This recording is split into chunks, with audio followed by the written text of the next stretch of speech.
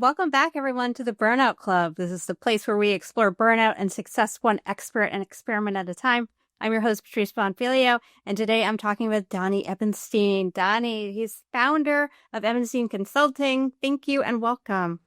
Thank you. It's great to be here. Donny has promised me this is going to be the best podcast interview I've ever done. So this is great. No pressure. Yeah. I have attended Donny's workshops multiple times over the years. He's masterful at what he does, and he is a coach in negotiation, mediation, and conflict resolution. And I love that you really teach it in a way that makes it effective. I don't love the live role-playing format, but it actually does work, and it's helped me a lot personally. So thank you for your contribution to my career, Donny. Oh, okay. Well, it's my pleasure. Thanks for the kind words. Yeah. Why don't you dive in and just tell us about what you do? That's a great question. What do I do? The easier question would be to answer, how did I get here? Because I started my career in a super conventional way. After high school, I did well in the SAT. I got into a good college, studied hard, got good grades, took the LSAT, and I found myself at Harvard Law School. And I got there, like I said, the most conventional ways, excelling as a student at each stage, not really thinking too deeply about why, but just kind of going to the next thing. And then when I got to Harvard Law School, I really don't want to be a lawyer. No. I didn't experience That's inconvenient. Yeah, I didn't experience it as a great discovery, but it was a great discovery because law school was a blast, but I was working in the firm for the summer. And this was like, wow, I really don't like this at all. Like, this is really boring and not fun at all. But I was lucky because Harvard has a very big program on negotiation and conflict resolution and mediation. I got involved in all of those things. And I was like, this is what I really love. This is what I love to do. Help people learn, help people resolve conflict, communicate better. And in fact, to answer your question, that's what I do.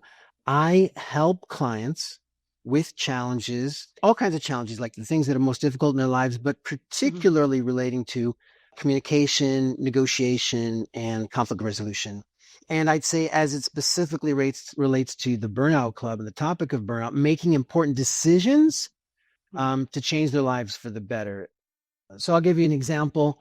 I was speaking, just like, how you saw me, Patrice, speaking at a conference. So guy came to a conference and he saw me speaking, and he said to his partner, there were 3 partners in business, he said to a partner, we got to bring Donnie in to do training on communication for our staff. And the other partner said, no, we need to bring Donnie to do something for us because we're not getting along so great. And so I met with these 3 partners, and as he said it, like, we're now like a 6.5 out of 10, but we think it could be better. And so I started working with them, and what became clear it took a few months to realize they shouldn't stay together. Like, they need to unwind this partnership.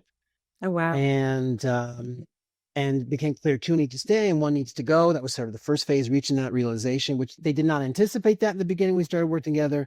They were a little sort of surprised. And then phase 2 was, how do you make that separation in a positive way? And it was amazing. And now the person that left is absolutely thriving. The 2 of them they've doubled their business since then and more. Everybody is so much happier. He even said in the beginning, it's like, I don't want to take this 6.5 down to a 2 in the hopes of getting to a 9, like in the hopes of making it better. I don't want to make it worse, but it actually ended up being so much better. And that's the kind of thing I do and I love to do, help people. Wow. That sounds extremely difficult to do. Does it take a certain willingness and buy-in of every single participant in order to get that result? Or can you modify the, energy over time to go in the right direction? I tell my clients all the time, right? And I do a bunch of different things, maybe to fill in. I just gave one example, but I do some of it's training, teaching people skills. Some of it's one-on-one executive coaching, and some of it is consulting to an organization or a group, things like that. But I say all the time, especially to coaching clients, if you're happy, I'm happy. If you like how things are working for you, then I like how they're working for you. But if you don't like how things are working for you, so you come to me and say, Donnie, I'm unhappy with this or that. Okay, you're not happy. Well, then we have some reason to make a change. And so to answer your question, you can't convince somebody that they're not happy. Like if they think they are, then they are, right? But if they're saying, I'm really not happy with how things are going, That's Hmm. the leverage. Leverage sounds like a coercive word, but that's the source of that gravitational pull forward towards Hmm. growth. Yes. That Okay. gap between where you are and where you want to be. Hmm. So, what's the best piece of advice that you can give folks that are feeling unhappy at the moment? Let's say it's just they're maybe they were happy, 5, 10 years ago, but they have that feeling now. It's just not the same. Well, I think I'd say the first thing is really be brutally honest with yourself about what you actually feel. I think, it's called the Burnout Club. And I think burnout can be a really tricky thing to deal with because it's subtle. Hmm. Um, you know, it's like a malaise, I think. Like Yeah. if you were like in a terrible accident and you're like, blood is gushing from your arm, like everybody knows to go to the doctor. But if you're just kind Hmm. of not feeling that well and the good days aren't as frequent and like what are you Yes. going to run? Like you may not ever get in your busy lifetime to go to the doctor because there's nothing super, super acute. Hmm. And so I actually think if someone's like, I am unhappy, like they can plant a flag, say, I'm not happy. I Yeah. think they're like at already 50 yards down the field of a 100-yard football field. Like they're halfway towards figuring it out. I think sometimes the first 50 yards are the hardest, like figuring out that you're actually really unhappy. So Yeah. I would say the first thing is be really honest with yourself about how you feel. Are you mildly unhappy? Are you really unhappy? Is it good, but it could be great? So I think you got to take that temperature in as precise a way as you can. I'd say that's the Yeah. first step. And then if you actually say, yeah, I'm really not happy, I think you need to get yourself ready to Mm. make change. Okay. Change is uncomfortable. We're wired to create, homeostasis and try to keep things level, right? Our body temperature Yeah. doesn't fluctuate that much. Like we don't get fat hungry before we eat or that thirsty. Like we want to keep things at a good level. And so Mm. resisting change is like the most normal thing in the world. And yet, a bad stability is not good. And that's how you get stuck Yeah. in a rut. And I think you need to get yourself ready to say, over there on the other side of the mountain, I think is going to be a better place for me to be. But I got to climb this mountain now. Hmm. And I know that the mountain climbing is going to be less fun potentially than the stable, unhappy place I'm in now. Hmm. Does that make sense? It does. Yeah. Really gearing up for it. And I can think, I know, you work at a hedge fund and I've worked a lot with people in the money world. Not because I specifically attached to the money world. My work is word of mouth. And so, they asked the bank robber, there's a famous joke, why do you rob banks? And he said, because that's where the money is. So it just happens to be, I find myself working a lot with people in the money world. And so I have a lot of familiarity. And a lot of Yeah. times you got somebody, maybe they're a CFO at a hedge fund, just as an example, Yeah. and they have this job and it's like, it should be their dream job. It's like a job somebody else would kill for. They're making great money. Funds got 2 billion in assets under management. They're not at risk Hmm. of getting fired. They make money every year. They get paid every year. They just don't like their job and they're not Yeah. happy. Yeah. And when you say to a person like that, hey, you want to make a change, like, well, I'm making $1 million a year and I should be happy. It's like, yeah, but you're not happy. Yeah, well, what if I don't find something better? What would I do instead? This is what I've done all the years. Now what? And Hmm. that's what I'm talking about. You're Yeah. happy? I'm happy. You're not happy? Let's get you ready, geared for battle to go out and climb the mountain and find a better place on the other side. Hmm. Are you finding that people are less happy, or is that just a perception that I'm having? I just feel like, and maybe it's because I have the Burnout Club, Yeah. people are unloading, but it just seems like there's a bit of an awakening that, oh, I'm not happy, or something isn't what I thought it was going to be. It's just a little less fulfilling. Also, maybe the phase of life, but I wonder if, because it's more part of the conversation, if you're seeing any difference on your side with how people are navigating this. I don't know. It's hard to say. Like you, people come to me who are having a problem or want to make a change. Yeah. Although I have to say, not completely. I mean, I love what I do. I would Mhm. say that is absolutely a theme. I do what I love. I love what I do, and I feel privileged to be able to do it. And sometimes I'll be sitting on a plane and talking to somebody, and one thing leads to another. Ends up being a coaching session where I'm helping this person with whatever. And my wife likes to tease me. She's like, Donnie, why are you doing this coaching session? It's like, I love doing what I'm doing. It's not work. I'm not suffering. Yeah. Like if I Yeah. can give somebody great value, for me, it's a joy. So, Hmm. so not everybody that I'm talking to about these issues necessarily came through the door saying I'm Yeah. unhappy. Sometimes we're just having a chat and then one thing leads to another. But I wonder if maybe people are a little less willing to suffer through unhappiness. I don't know if the level of unhappiness is Mm. higher than it was 10 or 20 or 30 or 40 years ago, but Yeah. maybe people are more demanding more out of their lives. Like, hey, I think it could Hmm. be better and I'm going to push for that. Like you know, Yeah. the tolerance for misery maybe has gone down, which is probably a good thing. I think it's probably a Yeah. good thing. I think you're right. I think that's probably the accurate way to describe it. Now, you are fantastic at giving advice. Can you talk a little bit about how you've changed throughout this career? Did you have to acquire skills or anything to be able to be so effective at what you're doing? I think we all like stories. I like stories too. I'll tell one. And Yep. by the way, um, I wrote a book. I know you know that. I hear Mhm. you. And I talk a little bit in the book about my own personal journey.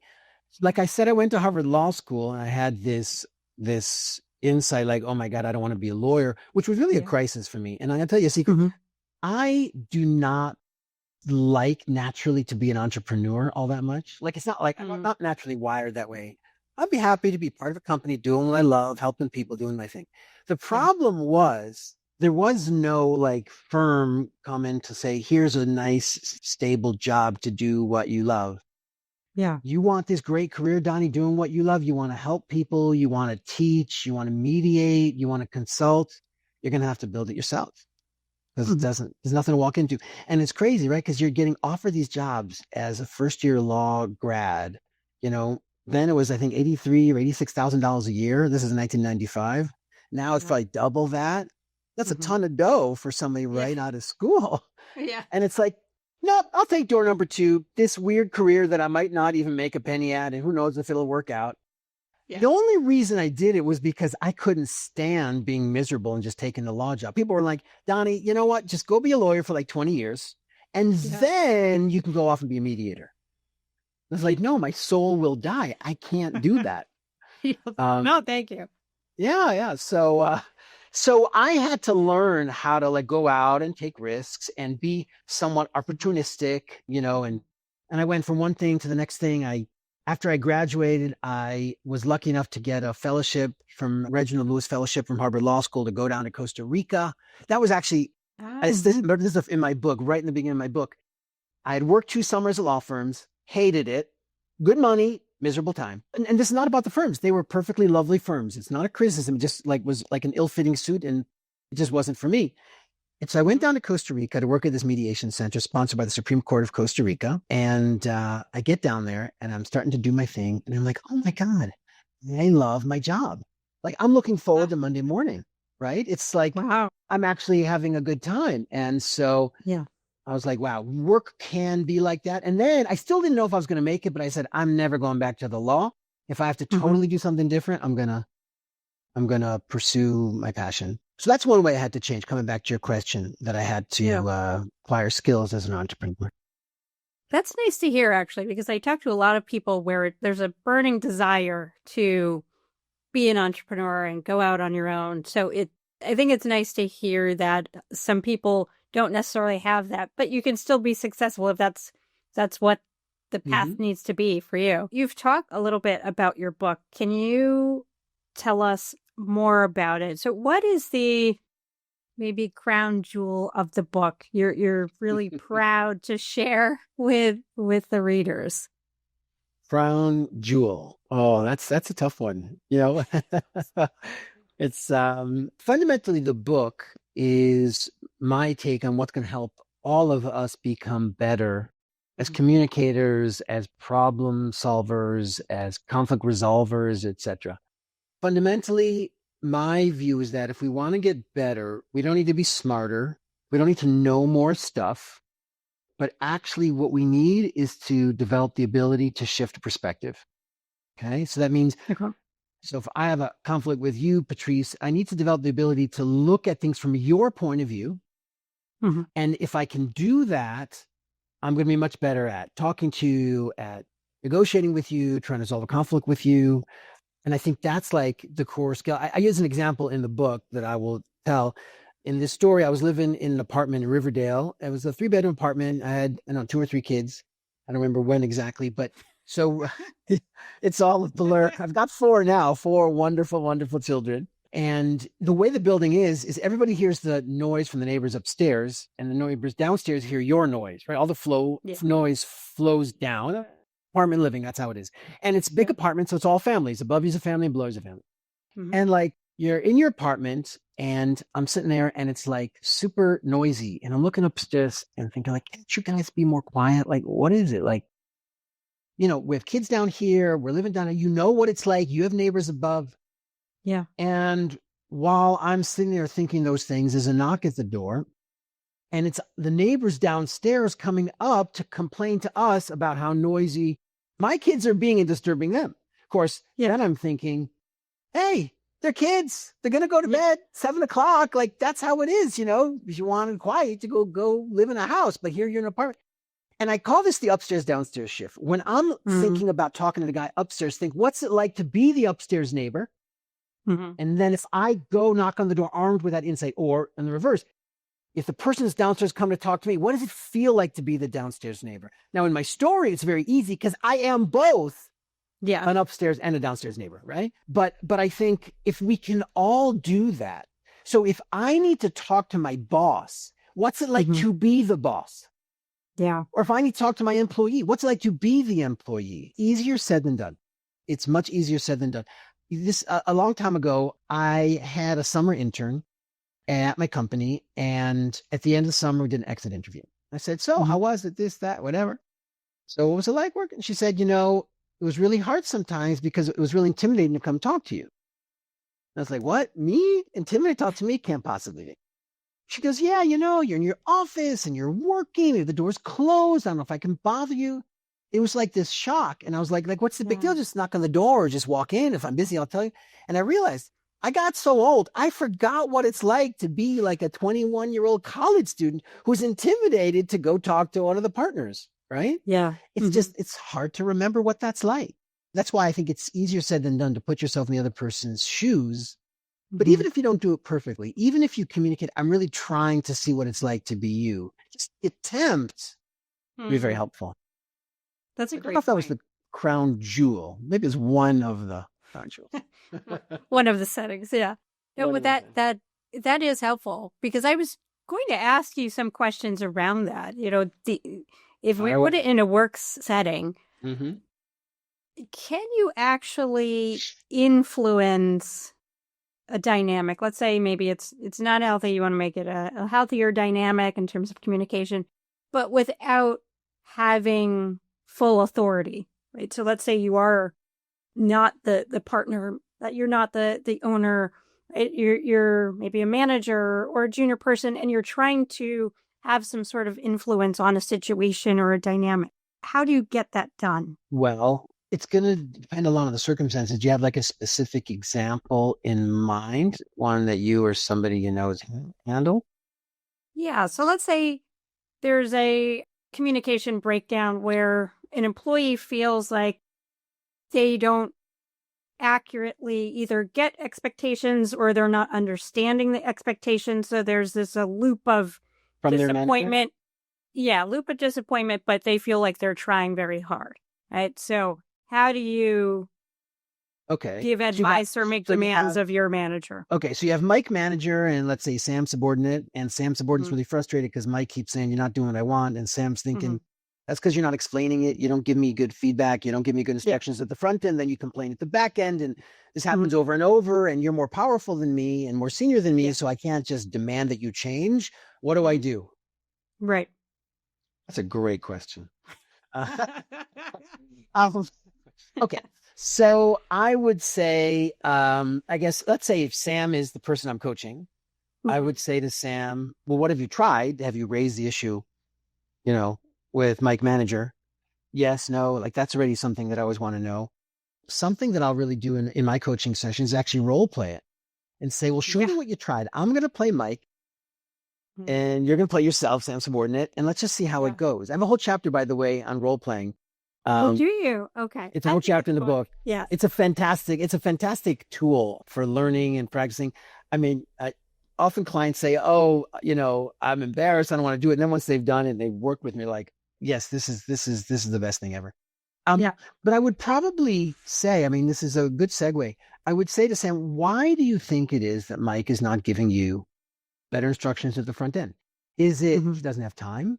Is it he's totally unaware there's a problem? Does he think you already understand? Is he just not a good communicator? Let's diagnose what you think the problem is from his side. And it's funny because, Sam's friends may be like saying like, yeah, Mike's a jerk. They like want to be loyal to Sam and say like, I can't believe your boss is being that way towards you. And I was telling my clients, my job here is not to be your friend, although I have deep affection for many of my clients. Like I care about their problems.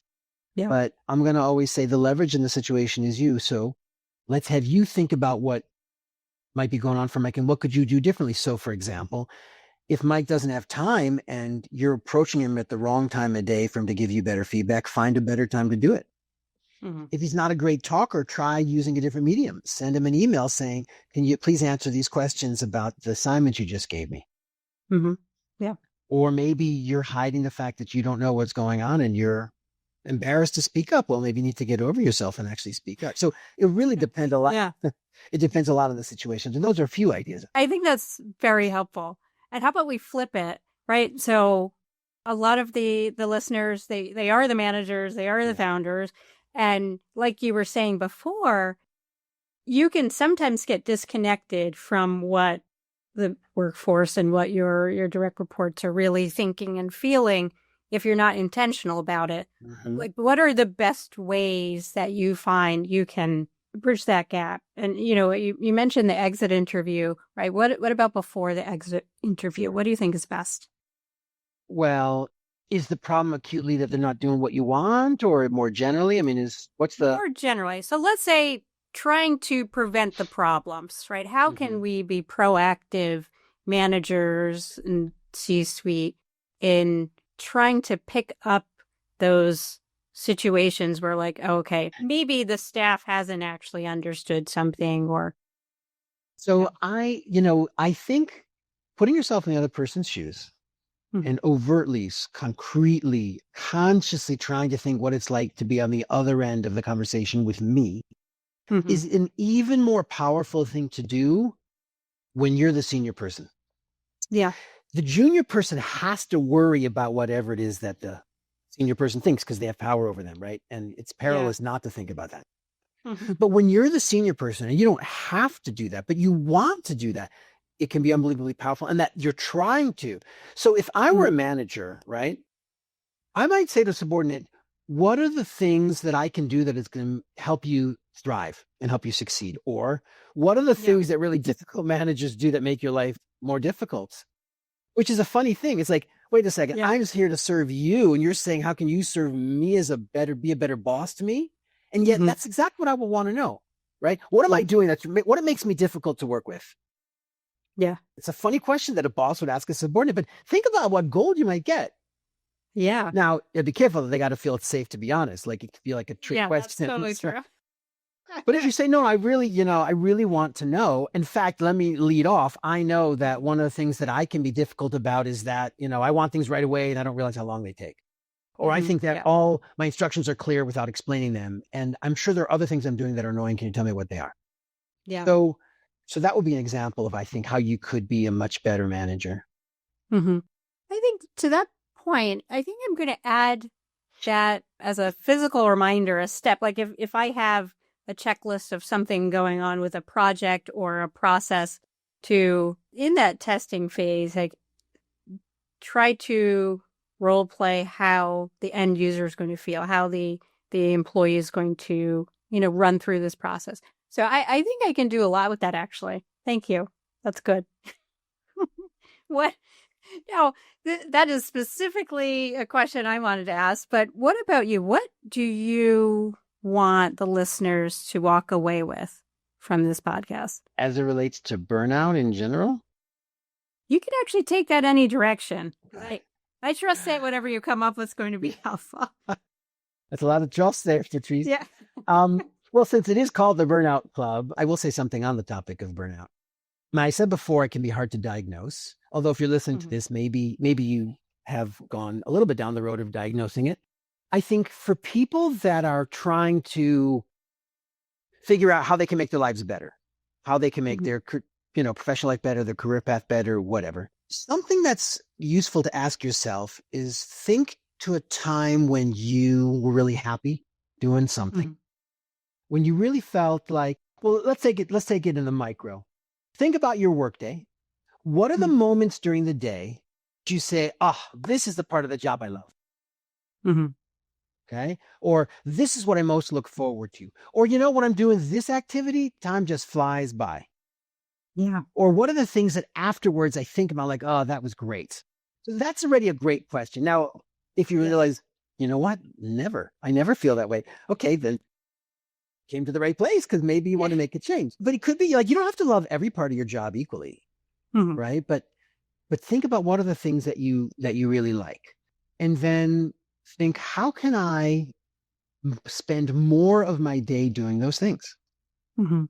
and less of my day with distractions from those things? If you're really not happy in your job and you're trying to make a change, then I think you can expand it and say, okay, forget about what I'm doing at work.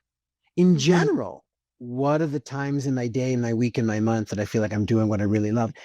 And it's not necessarily topics. Like someone say, I love sports. Okay, so you love sports. That's wonderful. A lot of people love sports, but you're not necessarily Yeah. going to become like a professional athlete as a career change. So you might say, well, what are the things I'm doing? Is it I love to do research about the different teams, putting together my fantasy baseball team is really fun for me. Or, I love to arrange parties where people get together and we're doing this or that. You know, Mhm. like what are the activities that you're doing? I'll give an example from my own life. Okay. Yeah. So I said how I got to law school by kind of just going, jumping through the next hoop, the next hoop, the next hoop successfully. I mean, super successfully, only to Mhm. realize I didn't like where I landed in the end. But let me Yeah. wind it back. There were signs earlier along the way that I didn't pay attention to. A little secret about me. I went to summer camp to sleepaway camp and I hated it. I did not like camp. I didn't. Do you know what, Patrice? I loved being a counselor. I was only a counselor Oh, twice. interesting. I loved being a camp counselor, even though I hated being a camper. So it's not like the whole topic of camp is fun. There was Yeah. something about it that I loved. Also, when I was in college, I was a tutor and I did Mhm. some teaching and I really enjoyed that. And as I was graduating college and getting ready to go to law school, the mom of one of the kids that I had tutored said, why are you going to law school, Donnie? You're so great with the kids. They love you. Like you're really I was like, no, I'm going to go to law school. She's like, no, you're not. And I was like, no, no. And the truth is, my life was telling me something. Donnie, listen to this. You like Yeah. teaching, you like being a counselor. What is it about that? But I didn't pay attention because I was young and stupid. That's okay. If Yeah. I could travel through time and 55-year-old Donnie of today could go back to 1989 or 1990, he'd say, Yeah. notice that you're liking something here, Mhm. teaching, helping people learn. And that ended up being much, much closer to what I do. I'm not a professional tutor, but what I do now showed its signs back then. And so if you're Yeah. now 30 or 35 or 40 or even 50 and doing a job and you're not really loving it, you could say, what are the things that I have really, really liked? I like putting together family vacations. It's really fun for me. And I do like maybe you want to do something in project management. Maybe there's something about that activity that you love. Not a professional vacationer, although that would be fun Right. too, but the putting So yeah, together as an activity. I think you have set the challenge for this episode. So step one is think about your day and where are you experiencing moments of joy or where do you just actually like it, right? Maybe it's Mhm. not extreme joy, but what do you actually like? To just level set. And I like the idea of going outside as well, because even if you like your job, but you're just trying to optimize and make it better for you, taking that Yeah. information from the rest of your life could be helpful too. If I can say even like a pre-one phase would Yeah. be really, really honest with yourself. Like, Hmm. how happy or unhappy am I? Yes. Don't be too intimidated to even open up the box and see what's inside. Like, what's going to come out of this inquiry? Yeah. This is just everything I do stories. And by the way, my book is basically a bunch of stories slapped together between two covers. I mean, I'm exaggerating a little. There's concepts, but everything is with stories and examples and dialogues, because I think that's how people learn. That's certainly how I learned. But I had this one person, actually a friend, and was really, really struggling at work, and was like, she just kept trying and trying and trying to make her job work. And it just wasn't working. I said, you don't have to stay in this situation. This woman's super successful. She has a bunch of kids. She's also very successful professionally. And I said, you can make this tweak. And she made like these minor changes if she had to leave that place. Her boss didn't get her. She wasn't getting along, but she somehow wasn't able to like let go of the need to make it work. And once she let go of that and gave herself permission to say, this isn't working and I'm doing it different, changed her life. And she wasn't young. She celebrated her 50th birthday a year or two ago, and in front of everybody, hundreds of people at this party. She said, thank you, Donnie, for helping me make this change in my life. I was like, wow, that is like the greatest, for me, the greatest reward, that I really made an impact in this person's life. And you don't have to be super, super young. It can be very, very late in your career, but don't be afraid to take an honest look. And that was the pre-one stage. Don't be afraid to take an honest look. That's a fantastic. And I help people take that honest look. Like it's part of what I love to do. It helps when you're taking off the curtain for everybody else. Yeah. Oh, perfect. Well, if anyone wants to buy your book, can you just say the name of it again? Yes, it is called I Hear You, just like it sounds, by Donny Ebenstein. That's easy enough. It is. And it is easy. If they want to reach out to you or collaborate or talk to you more, how can they get in touch? You can check me out on my website, ebensteinconsulting.com. Also have a bunch of videos up there and my YouTube channel, so you can kind of see me talking about a bunch of different topics. There's, I think, some good material in there that could be helpful. And come find me. It would be my pleasure to help you. Fantastic. Well, thank you, Donnie. This was fun. You delivered. So, mission accomplished. Well, look, you didn't give the context. I said, after all of this craziness with the logistics, I said, it better be the best podcast. But I have how many, 39 or 40 that I'm competing with? So I don't know. We've had some really good guests. So I don't know. I don't know if it's going to. We'll let the listeners decide. Yeah, that's right. Now they can do it. They can have a beauty contest.